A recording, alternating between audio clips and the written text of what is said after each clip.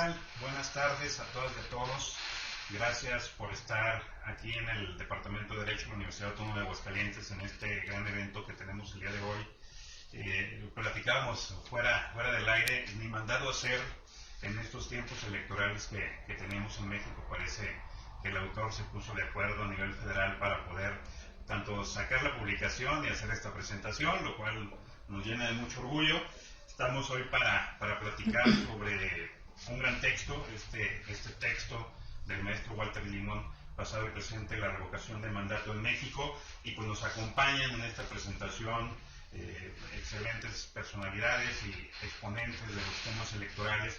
Está con nosotros la doctora Janina Welk, que le agradecemos mucho que esté con nosotros en esta Universidad Autónoma de Aguascalientes. En su caso, doctora, esperemos pronto tenerla por acá en forma presencial. Y también está con nosotros el maestro Javier Mojarro Rosas, también un gran referente aquí en Aguascalientes de la región en materia electoral, y pues con gusto también, y obviamente nos acompaña el maestro Walter Limón, que ya tiene mucho tiempo trabajando sobre temas de investigación y particularmente relacionados con política, materia electoral y legislativa. Y pues también agradecemos a Walter que haya aceptado la invitación para presentar su libro en esta casa de estudios. Bueno, primeramente vamos a comenzar, les platico la dinámica del público, van a hablar nuestros panelistas, y después de eso vamos a resolver si hay alguien que quiera poner en el chat de Facebook Live de aquí de la página del Departamento de Derecho alguna pregunta o comentario. Se las haremos al final, se las haremos a nuestros panelistas para que veamos quién quiere responder y cómo se establece esta comunicación con nosotros por el tema de este texto. Comenzamos entonces con el maestro Javier Mojarro Rosas, Javo Mojarro para los amigos. Es licenciado en Derecho, egresado de esta Universidad Autónoma de Aguascalientes. Actualmente cursa el máster en Estudios Electorales en la Universidad Nacional de San Martín de Buenos Aires. Entre sus estudios en materia electoral destacan el diplomado en Derecho Electoral impartido por el Tribunal Electoral del Poder Judicial de la Federación aquí en México, así como diversos cursos en materia contenciosa, gobernanza electoral y sobre reformas de la materia, todos a cargo de este mismo Tribunal Federal y del Instituto Nacional Electoral. Actualmente se desempeña como director jurídico del Instituto Estatal Electoral de Aguascalientes, institución en la que ha desempeñado diversos cargos ya por más de 10 años. Estimado maestro Javier Mojarro, tienes la palabra y gracias por estar con nosotros. Al contrario, amigo, estimado maestro Eloy, muchas gracias por la presentación. Primero que nada, buenos días a todos y a todas. Quiero agradecer personalmente aquí a mi amigo Walter por invitarme, por tener la consideración de tenerme aquí en la presentación de su hijo literario, el cual vamos ahorita a platicar un poco de ello. Y es un honor compartir también este panel con la doctora Janina Welk, especialista, una de las voces más importantes en el mundo acerca de los temas de democracia directa. Como ustedes ven, yo represento la parte más amateur de este panel, pero lo que sí es que soy un apasionado de la materia, me encantan los temas electorales, desde ese ángulo no los voy a decepcionar. Y pues, ¿cuál es la manera en que puedo como agradecer esta invitación? Pues compartirles mi experiencia, mi anécdota del acercamiento con la obra que hoy presentamos, que se llama Pasado y Presente de la Revocación del Mandato en México, a cargo del maestro Walter Limón. Compartirles esta experiencia que tuve al leerlo, no tanto con la intención de convencerles de que es una obra magníficamente hecha, que lo es, sino más bien como para sembrar una pequeña semillita de curiosidad en cada una de las personas que nos pueda estar observando, que nos esté siguiendo, para que tengan su propia experiencia de acercarse al documento. Y esto lo digo por dos razones muy sencillas. La primera, porque como decía hoy en la presentación, este es un tema muy vigente, particularmente en nuestro país, en México. Y paradójicamente, porque no es que Walter haya empezado el día de ayer justamente agarrado de la reforma de diciembre del 2019 a escribir de esto, ¿no? Ustedes pueden ver en la nota del libro, al inicio, que Walter inició con estos estudios aproximadamente hace 6 años, en el año 2015-2016, buscando un tema para la titulación de su segundo máster, encontró la inquietud en lo que conocemos como la revocación de mandato, particularmente realizó o empezó a hacer una investigación cronológica, histórica, de este mecanismo de participación ciudadana en nuestro país. Y fíjense nomás, su tema trascendió y hoy está más vigente que nunca porque, bueno, es del conocimiento de todas las personas, o han escuchado por ahí, que nuestro presidente de la República, desde sus campañas cuando era candidato, en el 2018, siempre ha tenido como parte de su estrategia el someter su mandato a una revocación de mandato precisamente. ¿Para efecto de qué? Bueno, él busca legitimar su función como mandatario y poner en manos justamente de las personas que lo eligieron el poder continuar o no con este cargo. Entonces, para el último bimestre de este año, noviembre y diciembre, el tema, se los aseguro, acuérdense de este panel, va a estar en todas las noticias y en todos los diarios porque es cuando comenzará la recolección de las firmas ciudadanas para poder instaurar o no justamente la jornada de recepción de votación dentro de este mecanismo. Y el próximo año, pues en el primer trimestre se llevará a cabo ya el procedimiento en sí con todo lo que ello implica. Es más, desde hoy le pasaba la notita hace rato por WhatsApp a Walter, ya leí una columna del expresidente del otrora Instituto Federal Electoral aquí en México, Luis Carlos Ugalde, una notita que por ahí en el Financiero, en el diario El Financiero señala no a la revocación de mandato que propone el presidente y da sus argumentos, ¿no? Y así va a haber muchos, o sea, la idea de acercarse a la obra de Walter no es convencerse de algo en particular, sino más bien es nutrirse de los elementos necesarios para poder estar en el día a día en ese debate. Para que cuando tengamos estas reuniones con nuestra familia, con nuestros amigos y salga el tema, no nos vaya a caer de sorpresa como nos cayó con la consulta popular que se celebró hace un par de domingos en nuestro país, que mucha gente no sabía exactamente de qué se trataba, quién la organizaba, si tenía un sustento legal, si era partidista o no partidista, y provocó un montón de fake news y un montón de desinformación en general, que incluso puede haber traído como resultado la baja participación. Vamos a tratar de adelantarnos como ciudadanos siempre, de adquirir las herramientas necesarias a los eventos donde todos somos invitados a participar, como lo es una revocación de mandato. Entonces el tema es vigente y aparte, implícitamente lo dije, nos incumbe a todos y a todas. Por eso es que creo que este es un libro que no deben dejar pasar, un libro al que se deben de acercar y además tiene una bondad. Se las voy a contar también muy rápidamente. El libro está perfectamente estructurado. Es un libro que te lleva de la mano desde el inicio, empezando por un capítulo de conceptualización bastante claro, el cual es muy importante porque para empezar a conocer de un tema es importante primero definir qué es y qué no es el concepto que queremos como entender, en este caso la revocación de mandato. Y en este segundo capítulo, porque el primero es el prólogo de la doctora Well, que también es un prólogo muy emotivo en el sentido de que ella sentía que ya estaba apagado el tema en México, que se iba a morir, sobre todo por los intentos normativos de algunos estados que habían sido frenados por la Corte, pero que de repente una luz por ahí de finales de la década anterior lo vuelve a poner en la mira de nuestro país, más vivo que nunca. Entonces, por ahí después de ese preámbulo, tenemos el capítulo de la conceptualización, donde de manera como muy clara, Walter nos dice cómo diferenciar una revocación de mandato de otros mecanismos que pudieran tener el mismo fin, que es terminar, digamos, el cargo de algún servidor público, incluso de elección popular, pero por medios distintos.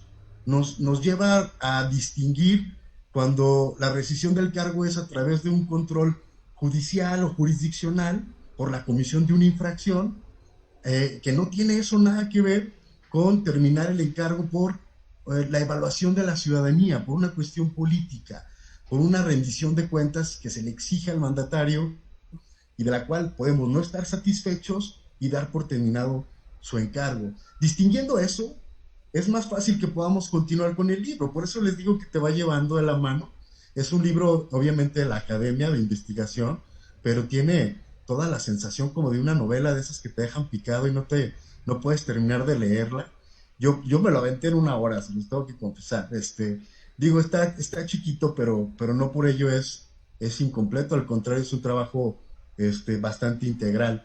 Nos lleva después a mi parte favorita, que es el capítulo tercero, donde Walter nos explica que la revocación de mandato y en general los mecanismos de participación ciudadana son la otra parte de la moneda que ayuda a legitimar el acceso al poder público en un país, es decir, que ayuda a la consolidación de la democracia.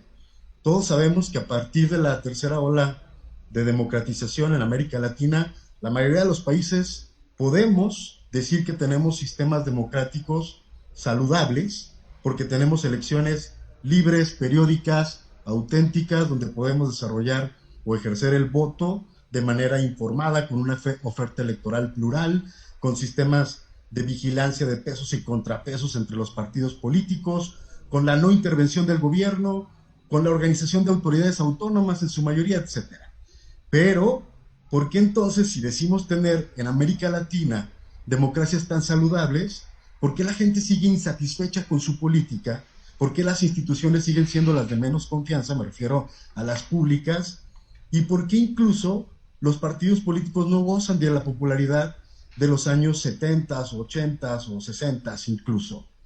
Pues porque falta la otra parte que ayude a consolidar esta democracia, que es justamente la parte en la cual la ciudadanía continúa participando más allá de ejercer el voto, a través de estos mecanismos. ¿Cuántas veces nos hemos encontrado con la apatía de ciertos electores o electoras, amigas, amigos de nosotros, que nos señalan, ¿yo para qué voy a votar si todos son lo mismo? Si una vez que yo voto por estas personas, así hayan firmado sus promesas de campaña ante notario público, en un evento muy formal, dejan de realizar las acciones y las políticas públicas que nos interesaron a nosotros como ciudadanía. Estamos entregando un cheque en blanco, prácticamente sin garantías. Pues es precisamente porque desconocemos que existen mecanismos que pudieran ayudarnos a nosotros como ciudadanía a tener un poquito más de seguridad respecto a la emisión de nuestro voto, a sabiendas de que podemos también ejercer un efecto contrario, un efecto que invalide ese contrato, ese mandato que le dimos a las y los gobernantes que pusimos en el poder. Y en consecuencia esto también obligaría a que los propios mandatarios tuvieran que, de alguna forma, corregir su actuar para poder conseguir nuevamente la confianza de quien los llevó originalmente al poder. Es como el efecto que genera la reelección, y también lo dice por ahí casi al final de su libro Walter, cuando señala las cuestiones que a lo mejor quedaron pendientes de la reforma del 2019. Una de ellas, pues señalar que no es necesario la revocación de mandatos en cargos donde ya está establecida la reelección, porque en cargos cortos de 3 años, por ejemplo, porque justamente genera el mismo efecto, un efecto de compromiso del gobernante respecto a sus acciones para poder ser beneficiado nuevamente con la confianza de la ciudadanía en el voto. Y después de generar digamos, reflexión en ese capítulo de que la revocación de mandato ayuda a consolidar nuestras democracias, ayuda a completarlas. Y en lo general yo pienso que incluso ayudaría también a cambiar la vida de las personas que somos justamente gobernados bajo estas políticas públicas. Ya empieza una cronología muy exhaustiva acerca de los intentos normativos a nivel local, principalmente en Yucatán, después en Chihuahua, en Yucatán desde los 30 del siglo pasado, imagínense, o sea, no es algo que nació apenas. Y en Chihuahua ya, digamos, en finales, me parece que de 2008 por ahí. Y entonces estos dos intentos normativos nunca dan luz porque son frenados por unos criterios de la Corte, que son tratados también en el siguiente capítulo y que me parece bien interesante hacer una pequeña pausa aquí antes de terminar mi intervención. Este trabajo de Walter es válido destacar que desnuda un poco también la evolución del criterio de la Corte en este tema, y eso también es maravilloso, porque podemos ver las primeras sentencias que declararon inválida la norma en Yucatán y en Chihuahua, y las mismas tienen un sentido como más individualista en cuanto al derecho. Por ahí hay una parte donde dice la Corte, es que recuerden que una vez que llega alguien al poder, pues también su derecho individual de ser votado debe ser respetado. No podemos quitarle, digamos, así como nomás, ese poder que ya le dimos porque es un derecho político electoral que ya se ganó. Por ahí así lo dice más o menos, ¿no?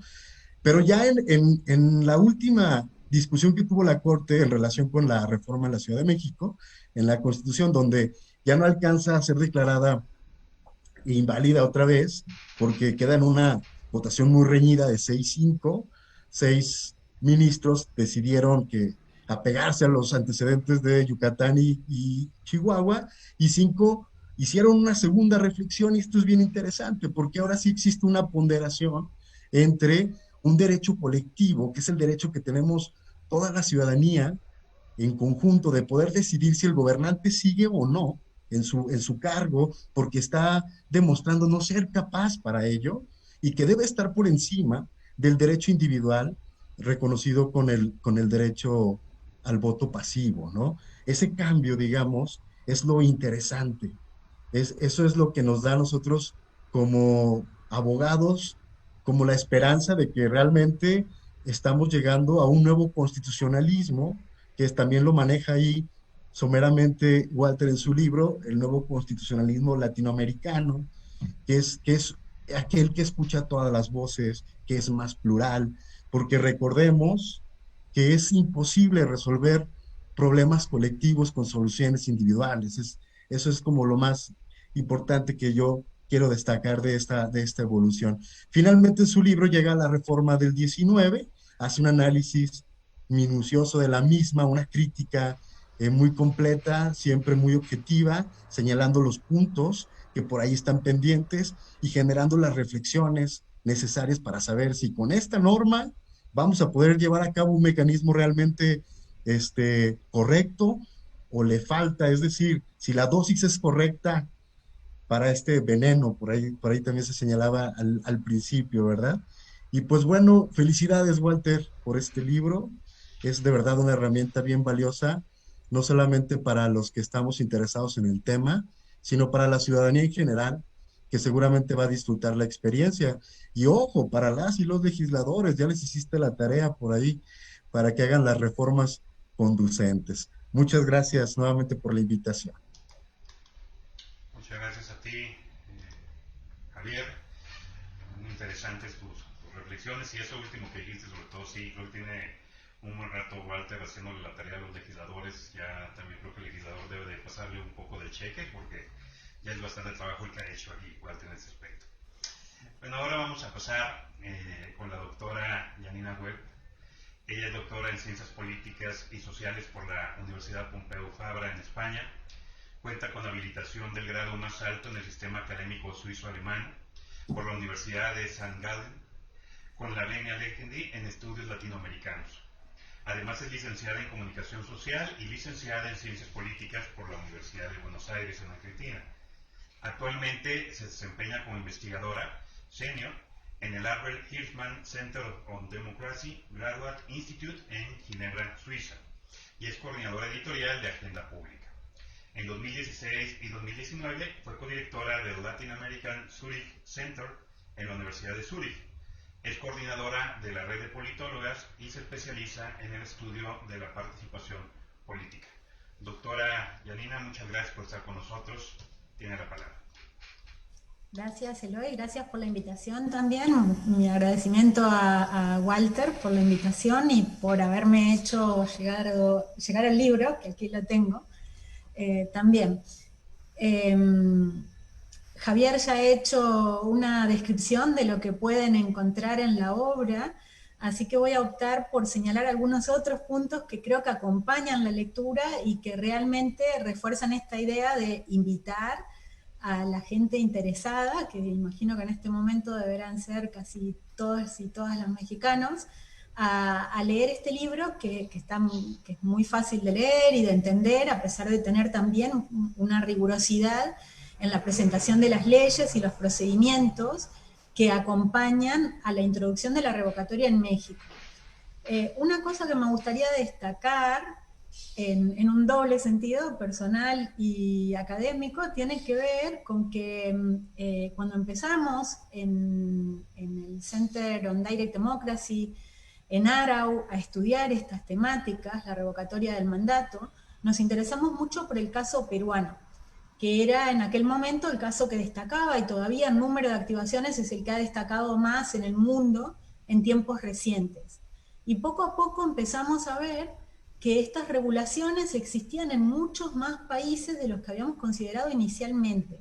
Y estos países son tremendamente diversos, como también las regulaciones, ¿no? Encontramos, por ejemplo, que en Japón la revocatoria de mandato a nivel subnacional fue intensamente activada durante determinados periodos históricos, incluyendo épocas más o menos recientes, y está regulado.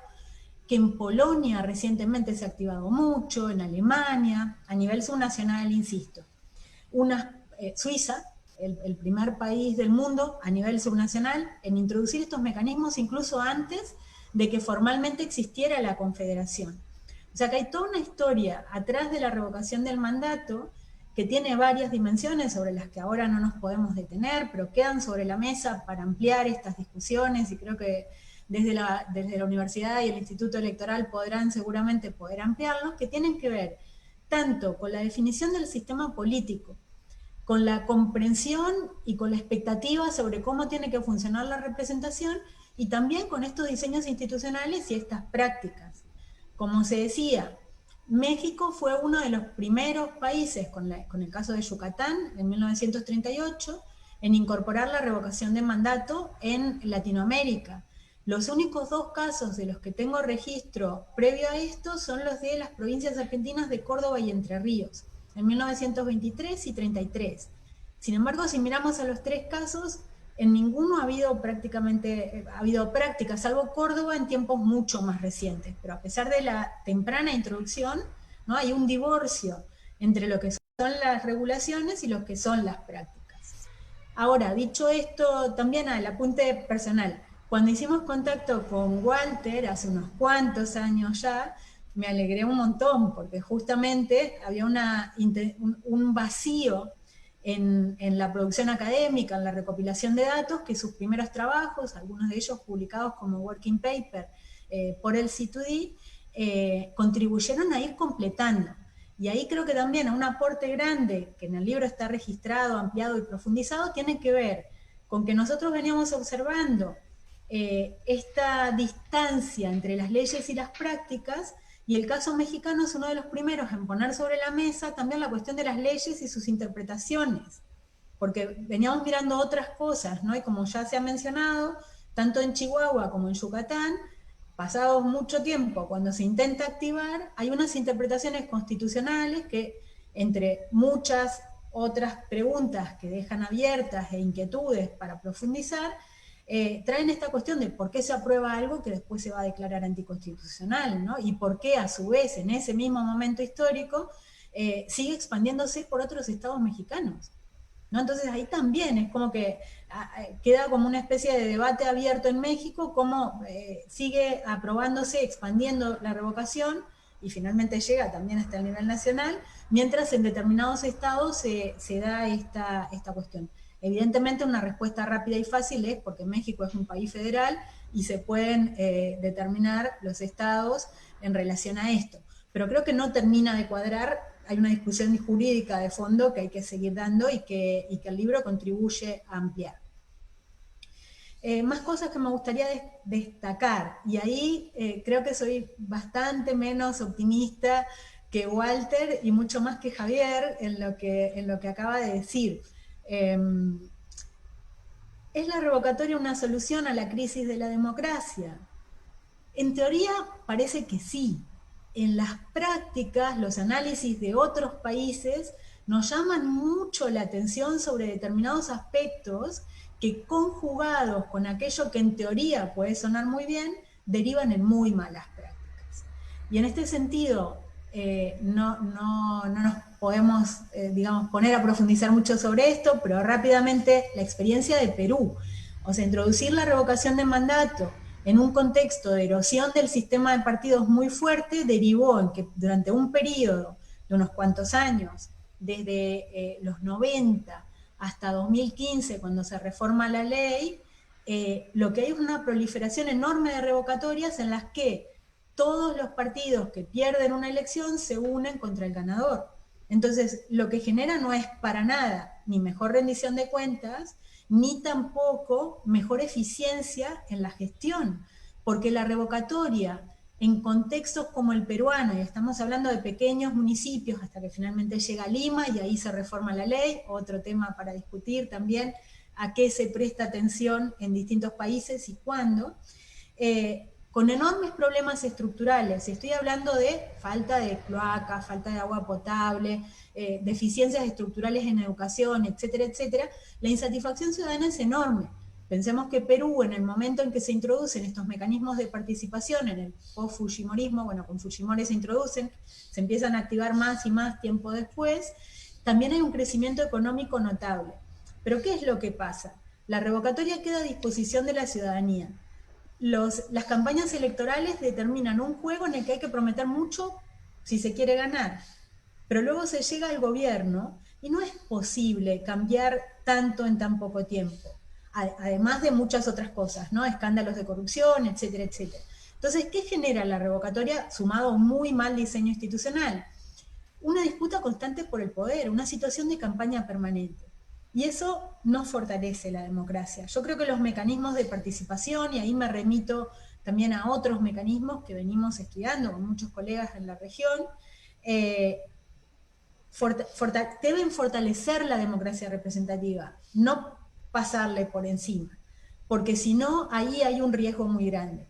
Y yo en este sentido, sin descartar que pueda tener utilidad en situaciones de conflicto extremo, pero que también generan una pregunta, dejan una pregunta abierta, porque el único ejemplo que tenemos de una situación así, con el mecanismo de revocatoria regulado, es el de Chávez en 2004.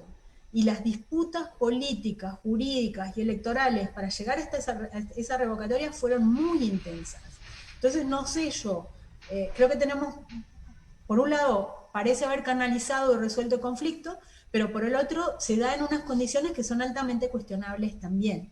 Entonces, en mi opinión, creo que hay otros mecanismos de democracia directa que habría que pensar como complemento de la revocatoria y dejar la revocatoria para última instancia. De más está decir que soy bastante crítica de la regulación que se da a nivel nacional en este momento, porque justamente adquiere un matiz plebiscitario. No es la oposición al gobierno la que la está activando, es el mismo presidente para ratificarse. Por lo tanto, de vuelta, yo no veo ahí que se resuelvan algunos de los problemas que identificamos en el marco de esta crisis de la democracia representativa. Uno clarísimo, personalización de la política. La revocatoria, funcionando así, la hiperpersonaliza. No nos pone a discutir los programas y las prácticas y el cómo hacer la política. Nos pone a discutir si queremos o no al líder. O sea que no está ayudando. Segunda cuestión, la corrupción. La corrupción no se discute, no se combate con mecanismos de democracia directa. Se combate con instituciones más fuertes. Sin duda, canalizar la demanda ciudadana puede apostar hacia ese lugar, pero por defecto no, y puede traer efectos opuestos si de vuelta personaliza la política. Y la última cuestión, la eficiencia e ineficiencia de la gestión. Yo también creo, y ahí acuerdo mucho con Javier, que debe haber elaboración de políticas más inclusivas y apostar hacia eso. Pero no estoy para nada segura de que la revocación sea el procedimiento. Creo que hay otros mecanismos que pueden abrir el juego. Dicho todo esto, insisto, mucho con esto siempre, porque a veces a mí me dicen, tú defiendes la revocación de mandato. Digo, no, la estudio porque ocurre, la estudio porque se legisla, porque se regula y porque se practica. Y creo que el trabajo de Walter hoy, que nos presenta hoy, o que estamos hoy presentando, apunta en este sentido. Lo estudiamos porque está ahí, porque hay una inquietud ciudadana sobre el tema, porque hay leyes en México desde 1938, porque hay actualmente un gobierno que promueve este tema y por eso necesitamos comprenderlo mucho mejor antes de tomar posiciones. Entonces es una invitación a todas y a todas a leerlo, a comentarlo, a discutirlo en profundidad, a buscar otras evidencias también de la política comparada, de los estudios comparados, y a tomar posición informada, sea cual sea la que opten. Entonces, en este sentido, creo que el libro es sumamente recomendable, no podía ser más oportuno, realmente, y por eso, bueno, felicitarlo mucho por el trabajo y alentar a que siga trabajando en esta línea, si tenemos más material para poder seguir comparando también. Muchas gracias, doctora. Interesante todo lo que nos propone y pues bueno, se ve que hay bastante trabajo a seguir y no exclusivamente basarnos en cuestión de fortalecer la democracia con la revocación de mandato. Muy interesante la reflexión. Y pues bueno, vamos ahora con el autor de este texto, el maestro Walter Limón Magaña, que es licenciado en Derecho por la Universidad Autónoma de Aguascalientes, maestro en Derecho Electoral, aprobado con mención honorífica en la Universidad de Durango, y máster en Derecho Parlamentario y Técnica Legislativa por la Universidad Castilla-La Mancha. Se ha desempeñado como coordinador de procesos legislativos y como director general de servicios parlamentarios en el Congreso del Estado aquí en Aguascalientes, también como asesor de la Comisión de Educación Pública y Servicios Educativos de la Cámara de Diputados del Congreso de la Unión en materia federal, y actualmente se desempeña como director general jurídico de la Secretaría Ejecutiva del Sistema Estatal Anticorrupción aquí en el Estado de Aguascalientes. Estimado Walter, enhorabuena, felicidades y tienes la palabra. Muchas gracias. Gracias a la Universidad Autónoma de Aguascalientes por abrir las puertas, al doctor Eloy Morales Brandt, quien fue mi maestro en la licenciatura, y a pesar de que ya no es mi maestro, pues sigo aprendiendo de él. Janina, muchas gracias por todo el apoyo, por toda tu apertura. Bien lo platicabas ya desde hace algunos años. Tu trabajo es admirable, siempre eres un referente. Muchas gracias, Janina. Javier, gracias también por tus palabras. Javier es uno de los mejores electoralistas aquí en Aguascalientes y en la región. Y como pudieron ver, también es un gran entendedor de lo que es la democracia participativa. Y también quiero aprovechar, seguramente me están mirando mis papás, los amo mucho, a mis hijos, a María José, mi esposa, que siempre me dan esa energía extra para seguir adelante, para seguir produciendo. Bueno, fíjense que ayer en una entrevista ahí en la televisora de la universidad me hacían una pregunta, y entre que no estoy acostumbrado a las cámaras y que luego pues dan eso de que algunos llaman miopía de taller, y entonces las preguntas básicas luego las dejamos de lado. Me preguntaban por qué es importante la revocación del mandato. Y bueno, pues es importante porque de primera mano permite al pueblo valorar el desempeño de sus gobernantes y en esa medida tener mayor influencia en sus decisiones públicas.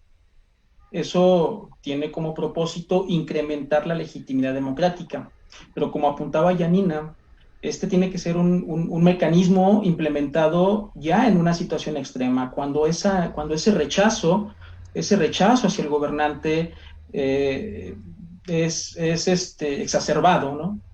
Y entonces es muy forzado que ese gobernante continúe en el cargo y por tanto la implementación de este mecanismo viene a fortalecer la legitimación, libera esas tensiones. Ahora, ¿qué encontramos en el libro?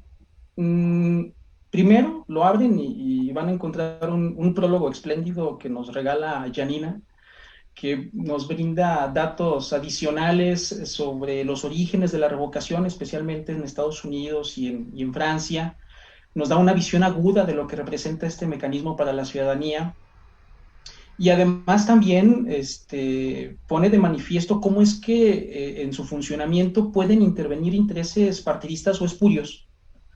y que esto, permítanme, lo relaciono yo con ese cuidado que debe de tener el legislador en regular la figura, ¿no? La obra se compone por 7 capítulos, como decía Javo, partimos por conceptualizar la revocación del mandato que yo les presento en este libro, es esa figura de control político, de democracia directa. Entonces partimos por entender primero qué es el control político y para eso pues lo distingo del control jurisdiccional. El control jurisdiccional es el que tiene sustento en la comisión de una falta, entonces el servidor público es sometido a un procedimiento jurisdiccional, a un juicio, donde se desahogan pruebas, donde se le da derecho de audiencia y al final si hay una declaración de culpabilidad, entonces se le sanciona. Ese es el control jurisdiccional. Pero el control político está relacionado con la valoración del desempeño del servidor público. Y esta es la revocación del mandato que se aborda aquí. ¿Y por qué de democracia directa? Pues porque es la ciudadanía la que con su voto decide el destino de ese procedimiento. Enseguida, en el propio libro, ustedes pueden encontrar una distinción, un análisis de lo que son las elecciones, de lo que es la revocación del mandato y por qué pudiera, si es que se genera una estructura normativa adecuada y condiciones sociales adecuadas en el Estado, ¿por qué puede llegar a incrementar o fortalecer la legitimidad democrática, ¿no? Entonces ahí sabemos las elecciones pues es el mecanismo por excelencia de la democracia representativa. Es por medio por su medio los ciudadanos depositamos el mandato en nuestros representantes gubernamentales, en el Parlamento, en el órgano legislativo, en el gobierno en general. Y entonces la revocación del mandato viene a ser como la otra parte de la moneda, donde después de valorar su desempeño pudiera retirársele ese mandato, ¿no? Pero también se expone cómo es que los procesos electorales, las elecciones en sí mismas pueden llevar implícito ese efecto de valoración del desempeño, y con eso me refiero a la figura de la reelección, porque al momento en que una figura, un político se presenta ante la ciudadanía, postulándose sobre su posible reelección, contendiendo con otros candidatos, pues también somete ante quien representó esa valoración del desempeño, ¿no? Entonces la revocación del mandato y la reelección de alguna manera vienen a complementar un sistema de evaluación del desempeño de los servidores públicos. Y entonces sí pasamos a ese recorrido histórico que nos mencionaba Javo, donde se establece esa existencia de la figura en México en diferentes estados de la República a nivel subnacional, que como mencionaba Yanina no es nada nuevo. Desde hace muchos años el legislador mexicano lo contempla en normas locales. En total se ubican 12 legislaciones que contienen la revocación del mandato. Y aquí me gustaría hacer una aclaración importante en cuanto al contenido del libro. Desde 1983, el artículo 115 constitucional, la Constitución mexicana, contempla la revocación del mandato aplicable para miembros de ayuntamientos sobre los cuales se acredite la existencia de una falta grave establecida en la ley, y faculta a los congresos locales, a los órganos legislativos locales, para decidir, previa audiencia y desahogo de pruebas, si se configura esa falta, y entonces separar a los miembros de los ayuntamientos de sus cargos, ¿no? Y esta figura pues se ha replicado evidentemente en todas las constituciones locales y ha generado algo de confusión entre los que se han puesto a hacer un recorrido sobre la normativa subnacional en México. Y incluso en el propio proceso legislativo de la reforma del 2019, en alguno de los dictámenes, no recuerdo si en el del Senado o en el de la Cámara de Diputados, se menciona que prácticamente todos los estados reconocen la revocación del mandato, Pues sí, pero reconocen la del 115 constitucional, que es un mecanismo de control jurisdiccional, no un mecanismo de control político.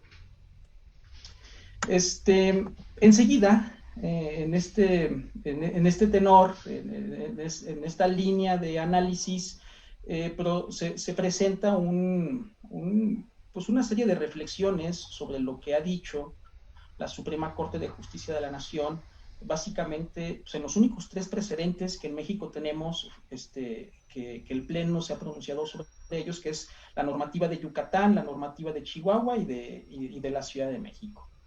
En las 2 primeras, en el caso de Yucatán y Chihuahua, la Corte llega a la conclusión de que es inconstitucional, pero porque equipara este mecanismo a un mecanismo de control jurisdiccional.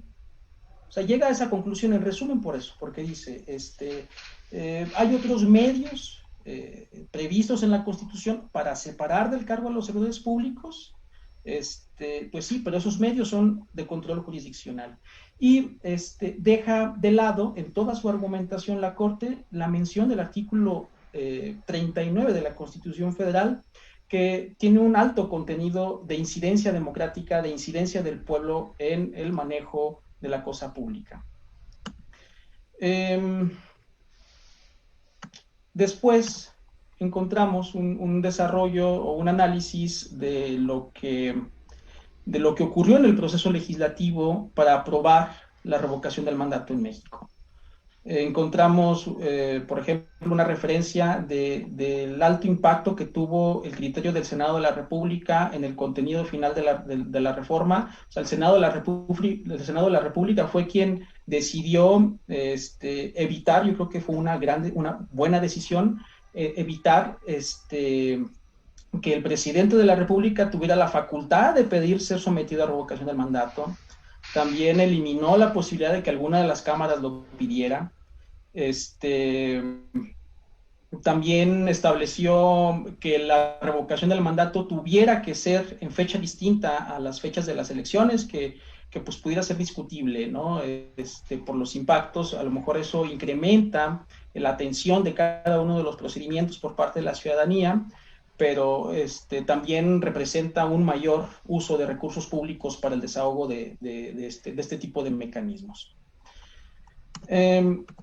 Obviamente los porcentajes, y se hace un tipo de simulacro en cuanto a la aplicación de la revocación del mandato al actual presidente de la República, y nos lleva a un escenario donde, si por ejemplo alcanzáramos la votación, primero pasamos por la recolección de las firmas, ¿no? Que se ocupa aproximadamente 2 millones de personas, 2.800.000 personas para que se active el mecanismo.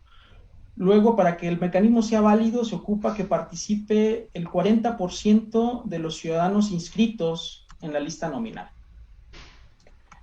Eso representa alrededor de 37 millones de electores. Y luego la Constitución nos dice, bueno, de esos 37 millones de electores, si la mayoría absoluta, que tendría que ser la mitad más uno, decide u opta por separar al funcionario del cargo, entonces es separado, ¿no? Es separado y se manda al Congreso de la Unión para que se elija en colegio electoral. Pero esa mayoría absoluta de los 37 millones representan 18 millones aproximadamente, 18 millones de votos, que es una cantidad muy inferior a la que el actual presidente recibió en el proceso electoral presidencial. Él recibió 30.110.000 votos. Este tipo de detalles puede generar problemas de gobernabilidad, porque las reglas deben de facilitar que los afectados acepten los resultados. Y no me refiero solo al titular, sino también a los simpatizantes. Otra cuestión que se detalla en la publicación y que tendría que tomarse con cautela en la aplicación de este proceso es en la etapa en que el propio Congreso debe de erigirse en colegio electoral. Recordemos, el colegio electoral se compondría por todos los integrantes de ambas cámaras. Estamos hablando de 500 diputados, de 128 senadores, un universo entonces de 628 personas. Y para que tengan quórum y decidir sobre esta coyuntura, tendrían que estar presentes las 2/3 partes. Eso representa 419 legisladores. El artículo 84 de la Constitución ordena que estos 419 legisladores, supongamos que está muy justo el quórum, que solamente están los 419, ellos tendrían que elegir por mayoría absoluta. Pero luego la ley del Congreso contradice de alguna manera, o pudiera percibirse de esa manera, que la ley del Congreso señala que se elegirá por mayoría de votos de los presentes. Primera inconsistencia, ¿no? O sea, la Constitución nos refiere a un concepto que denomina mayoría absoluta, y la ley nos da un concepto de mayoría de votos de los presentes. Si se aceptara que la mayoría absoluta es equivalente a la mayoría de los presentes, sesionando con ese quórum mínimo, podría designarse a un presidente con solo 211 votos, o sea, el 33 o el 34% del total del universo de legisladores. Es más, ni siquiera llega a la mitad de la Cámara de Diputados. Y en el ámbito estatal también se aborda cómo es que el andamiaje constitucional ya establece los lineamientos en que los estados tienen que ir incluyendo la revocación del mandato aplicable para la figura del gobernador. De esto también me lleva a referirles a algo que también se aborda en el libro, combinando los mecanismos de reelección con la revocación del mandato.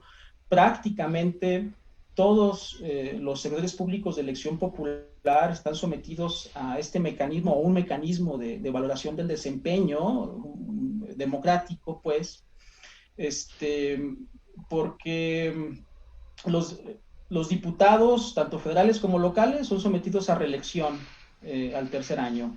Los gobernadores y el presidente de la República pudieran ser sometidos a revocación del mandato en una situación extrema al tercer año. Los únicos funcionarios que quedan alejados o fuera de esta valoración trianual son los senadores. A los senadores se les pudiera someter a un proceso de reelección hasta el sexto año. Y ya como cierre, además de invitarlos a estudiar los mecanismos de participación ciudadana, bueno, en este caso especialmente la revocación del mandato, que como bien dice Janina, pues no es estar a favor o estar en contra, es que es un objeto de estudio obligado en los esquemas democráticos, porque es algo que se practica, algo que está ahí, o algo que se puede practicar. Por ejemplo, en México estuvo ahí normativamente por muchos años, y ahora estamos de la noche a la mañana en vísperas de una posible primera aplicación. Entonces, en México no tenemos clara el concepto ni utilidad de los mecanismos de participación ciudadana. La educación cívica se enfoca mucho a que identifiquemos la democracia a las elecciones, a ese acto simbólico de emitir el voto. Eso de alguna manera también explica el uso aislado, esporádico e incluso nulo, como pasa con la revocación del mandato históricamente en México y en muchos países. Pero eso, como estamos percibiendo del discurso, de la expresión que hoy está en el poder en nuestro país, pues está cambiando. Y eso hace indispensable promover entre todos los mexicanos, que conozcamos qué es la revocación del mandato, para qué sirve, y por eso es la importancia de este libro, por eso el atrevimiento de presentárselos, de invitarlos a leer, a reflexionar sobre el alcance de esta figura, y sobre todo poniendo en la mesa la importancia que tiene la regulación, la importancia de que esta regulación sea pertinente para que en realidad constituya una herramienta que permita reflejar templadamente la percepción de la ciudadanía sobre el buen o el mal funcionamiento del servidor público. Muchas gracias, don Walter. Bueno, hay bastantes felicitaciones en el chat para los panelistas, para el presentador. Hay un par de preguntas, las voy a hacer en general, quien quiera tomar la palabra.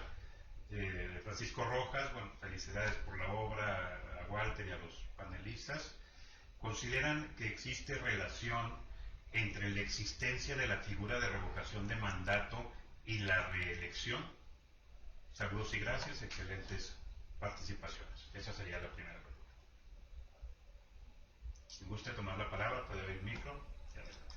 Bueno, en el libro se aborda esa relación, en efecto, porque de hecho se plantea cómo es que se complementan como mecanismos que permiten a la ciudadanía valorar el desempeño de los servidores públicos.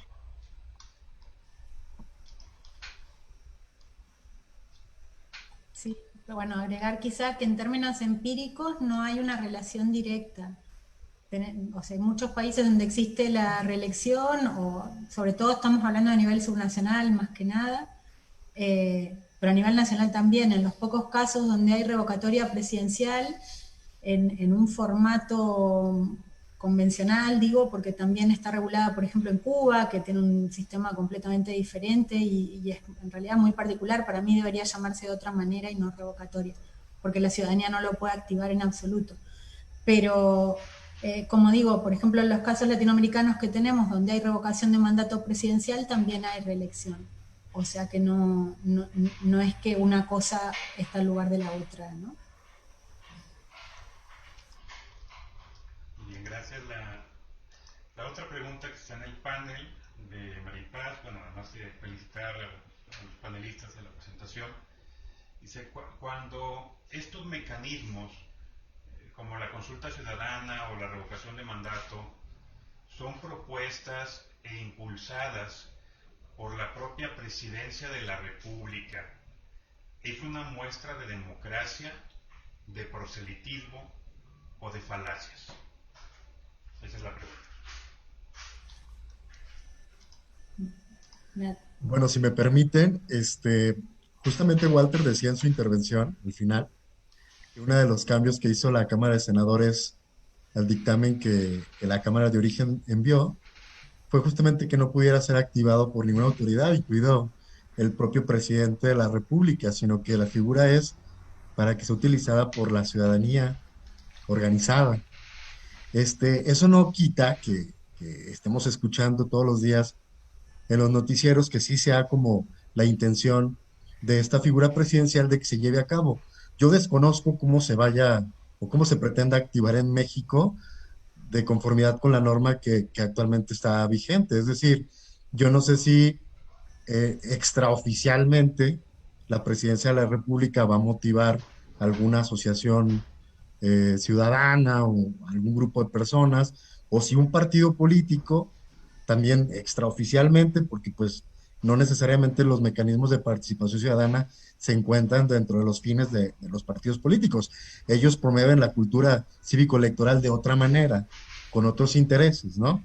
Son unas herramientas distintas, pues, los partidos, pero no sé si extraoficialmente también pudieran como impulsar que esto suceda, porque pues prácticamente pues dan como un hecho de que se va a implementar el primer mecanismo de revocatoria en este cuarto año del presidente. Ahora, atendiendo, ya haciendo la explicación de cómo está la norma, yo sí considero que es correcta esta precisión que se hizo de que solamente la ciudadanía sea quien lo pueda activar, porque de otra manera podemos caer más bien en una especie como de control horizontal y no vertical entre autoridades, es decir, o sea, son poderes revisando otros poderes y no necesariamente ciudadanía evaluando a sus gobernantes.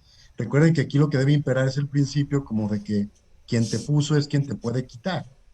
Lo demás ya pasaría más por un mecanismo, como ya se ha repetido varias veces en este panel, de control jurisdiccional o de otro tipo.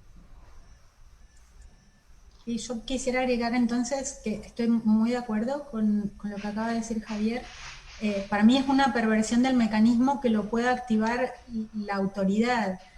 Si lo en este caso, doble perversión, porque es contra sí mismo, entonces es más bien un acto de movilización claro, no podemos discutir muchas más cosas, pero la etiqueta aparece sola, digamos.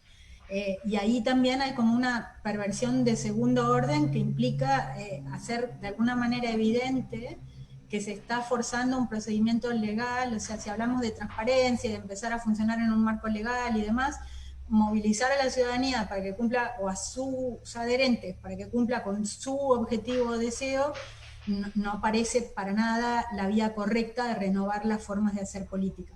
Quizá agregar también como detalle, porque creo que también sirve para la mirada en perspectiva comparada, que cuando hablamos de, o sea, un impeachment es lo que hemos tenido en otros países de la región cuando se habla de la acción interinstitucional. Y en este sentido sí pienso que la revocatoria indirecta podría haber sido o sería un buen instrumento a discutir en la región. O sea que si un parlamento destituye al presidente, como ocurrió con Dilma Rousseff, pero con muchos más casos en la región, sea obligatorio que esto se ratifique por la vía popular, con toda la complejidad que implica en qué pasa ¿no? Si el Parlamento destituye y luego el presidente es ratificado por vía popular, ¿qué tipo de mecanismos se establece, una nueva convocatoria electoral o qué, para que ese gobierno no quede completamente golpeado institucionalmente por esa división? Pero creo que ahí hay otro tema de discusión que debería ser bastante central en la agenda latinoamericana, considerando la cantidad de juicios políticos que hemos tenido. Muy bien, pues muchas gracias. Son todas las preguntas que tenemos. Siguen llegando algunas felicitaciones. Pues agradecerles primeramente al público estar con nosotros, habernos seguido en esta presentación. Y pues para conocer, acérquense a la obra. Ya están disponibles librerías. Entiendo también que el autor iba a traer unos aquí a la Universidad Autónoma de Aguascalientes. Si no, pues me pueden contactar y yo los contacto con el autor para que puedan acceder a él. Y pues agradecer también a nuestras invitadas e invitados, a la doctora Janina Huet, muchas gracias por estar con nosotros, doctora, aquí en su casa. Nuevamente le reitero y espero que pronto la podamos tener aquí en Aguascalientes, en México. Al maestro Javier Mujarro, gracias por estar siempre, amigo, y por participar con nosotros. Y obviamente al maestro Walter Limón, bueno, por esta presentación y por impulsar este tipo de estudios y conocimiento en México que son tan pertinentes y útiles en estos momentos de nuestra democracia. Muchas gracias, Walter. Y nuevamente gracias a todas y a todos. Nos vemos en breve y que tengan muy buen día, buena tarde. Gracias.